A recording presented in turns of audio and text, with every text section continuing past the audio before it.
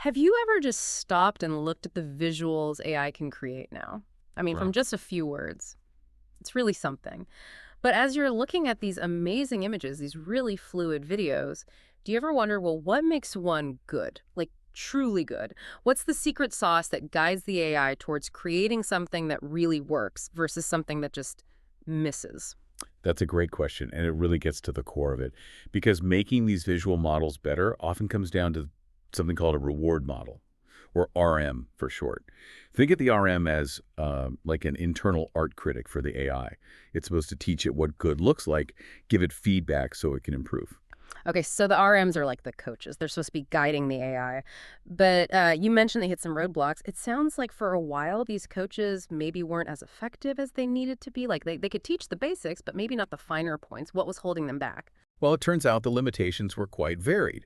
Some older approaches, often using what's called CLIP-based RMs, they had architectural issues, they were a bit rigid. And then there was the math side. The common ways of scoring, like using Bradley-Terry loss, didn't quite line up perfectly with how these big vision language models, the VLMs, actually work, their way of predicting the next bit of information. But maybe the biggest, trickiest problem was something called reward hacking.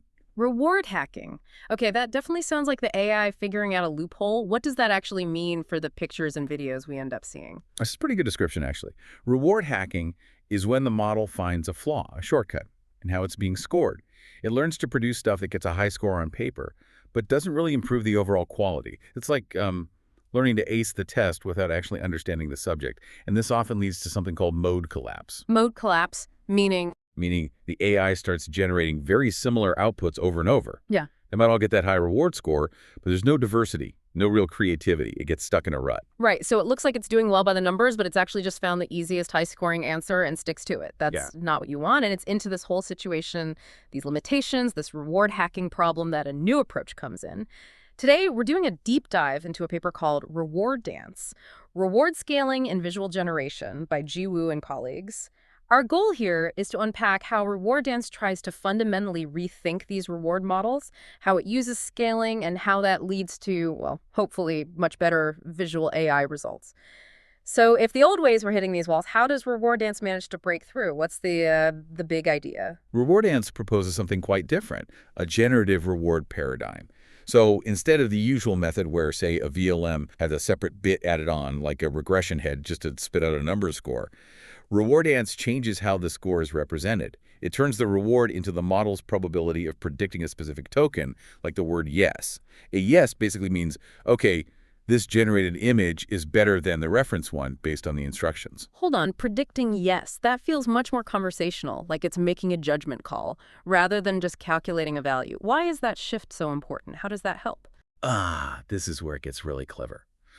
This approach fundamentally aligns the reward goal with how the VLM naturally works. VLMs are built for autoregression, predicting the next token, the next piece of a sequence. So by making the reward prediction part of that process, teaching it to essentially say yes or no, it taps right into the VLM's core strength. It feels more natural to the model. It's like you're using the model's existing skills rather than trying to bolt on a separate kind of alien system for evaluation. It gets around that mismatch problem we talked about with older methods. That makes a lot of sense. You're speaking the model's language, so to speak. Okay, so the generative paradigm is key. But the paper's title emphasizes reward scaling. What does the scaling part involve? It sounds like more than just this new paradigm. Right. RewardDance tackles scaling on two main fronts. There's model scaling, which is about the size of the reward model itself. And then there's context scaling, which is about giving the model richer, more detailed information to base its judgments on. It's about making it bigger and smarter about the input. Okay, let's break this down. First, model scaling. What did they actually do in terms of model size, and did it work? For model scaling, they really pushed the boat out. They used versions of the intern-VL architecture, starting at 1 billion parameters and going all the way up to 26 billion parameters for the reward model. Now, this kind of goes against the grain. Often people use smaller RMs thinking they needed to be lightweight, but the results were pretty clear. Bigger was better. There was a strong link. As the RM parameter count went up, the quality of the final generated images and videos improved significantly. For instance, with text-to-image, using that big 26B RM pushed the Seedream model score way up, from around 74 to nearly 85. And for video, the improvement jumped from about plus 28% with the 1BRM to almost plus 50% with the 26B1. It's a substantial gain. Wow, okay, so just making the critic model bigger led to much better art, essentially. But what about that reward hacking issue? Did bigger models fall into that trap too, or did scale help there? That's a really crucial point. What they found was that the larger RMs maintained high reward variance during the training process, the reinforcement learning part. High variance means the model is exploring lots of different possibilities, not getting stuck. It's the opposite of mode collapse. So this suggests the larger RMs are inherently more resistant to reward hacking. They don't just find one easy trick, they keep looking for genuinely better, diverse outputs. The smaller RMs, on the other hand, tended to converge much faster, stop exploring, making them more vulnerable to gaming the system. That's fascinating. So scale isn't just about more power, it actually changes the behavior of the learning process, making it more robust, less easily fooled. Okay, that's model scaling. What about the second dimension, context scaling? How did they make the model smarter about the input? Right, context scaling. Here, RewardDance gives the RM much more to work with than just, say, the image and the text prompt. They incorporate the three main things: specific task instructions, good reference examples, and crucially, chain of thought reasoning, or COT. Chain of thought. I've heard that term. It's like getting the AI to explain its thinking process step by step. How does that apply here to judging images? Kind of, yeah. It's about training the RM not just to give a yes or no verdict when comparing images, but also to generate why it made that decision. It produces reasons. This reasoning, often learned from a more powerful teacher model initially, makes the whole process more interpretable. You can see why the RM thinks one image is better. And importantly, it seems to significantly boost performance. It pushes the RM beyond just matching text and image towards a deeper, more nuanced understanding.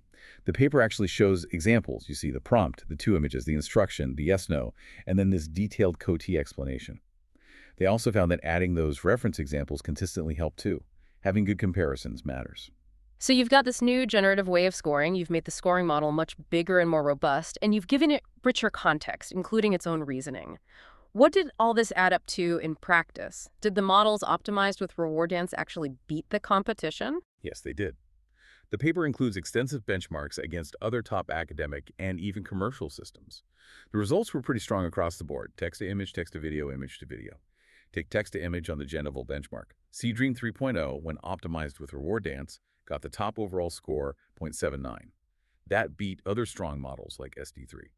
It was a clear performance jump of about plus 0.10 over the same Seedream model without RewardDance. That's quite a margin. How did it fare against, say, the big commercial players on maybe more challenging tests? On another benchmark, Bench 240, the RewardDance optimized Seedream hit the highest overall score again, 0.848.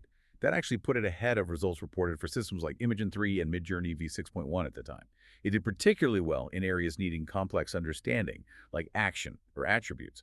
And for video, similar story. On Seed Video Bench 1.0, the RewardDance version of Seedance 1.0 came out top in text-to-video, edging out models like VO 3.0 and Kling 2.1. It also tied for the top spot in image-to-video. So these aren't just small tweaks. They translate to leading performance. It really sounds like this focus on scalability, both model size and context richness, as a core design principle for these reward models, makes a fundamental difference. It's not just a little better, it's enabling a higher level of capability. I think that's right. And another interesting finding from the research reinforced this. They found that how well the RM performed on unseen data, its generalization ability, they called it ode accuracy, was actually a better predictor of the final AI's performance than how well the RM did on the data it was trained on.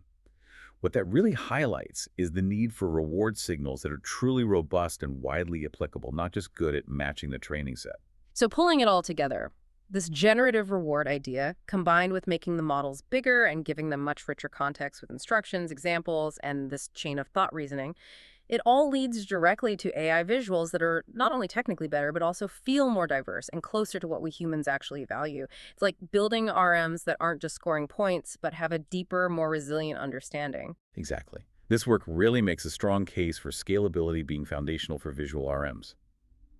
By tackling those key limitations head-on, the architecture issues, the paradigm mismatch, that tricky reward hacking problem RewardDance seems to clear a path toward AI visuals that are significantly more sophisticated, varied, and ultimately better aligned with what people actually want to see. It really does push things forward. And considering how much improvement comes from these more scalable, context-aware reward systems, it leaves us with a thought, doesn't it? As these guiding critic models become even more powerful, even more nuanced in their understanding, how will our own human perception of what makes an AI image or video good continue to change and evolve alongside them?